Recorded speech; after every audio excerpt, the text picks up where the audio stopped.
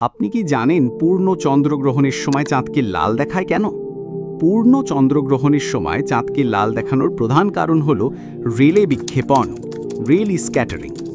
এই একই কারণে দিনের বেলায় আকাশকে নীল এবং সূর্যাস্তের সময় সূর্যকে কমলা বা লাল দেখায়। পূর্ণ চন্দ্রগ্রহণের সময় সূর্য, পৃথিবী এবং চাঁদ একই সরলরেখায় চলে আসে এবং পৃথিবী চাঁদের উপর তার ছায়া ফেলে।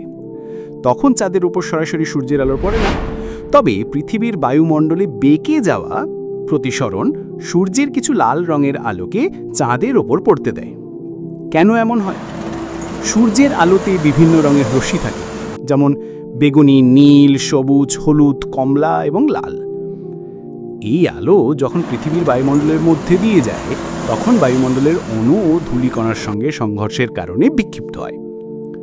নীল আলো তরঙ্গ দৈর্ঘ্য কম হওয়ায় বেশি বিক্ষিপ্ত হয়, তাই দিনের বেলায় আকাশকে নীল দেখায়।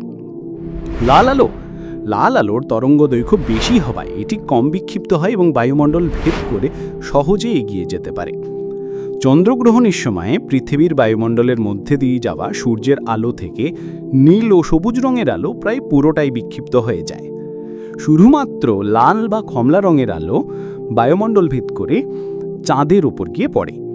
এই প্রতিফলিত লাল আলোই আমাদের চোখে আসে, যার ফলে পূর্ণ চন্দ্রগ্রহণের সময় চাঁদকে লাল দেখায়, যা ব্লাড মুন নামেও পরিচিত।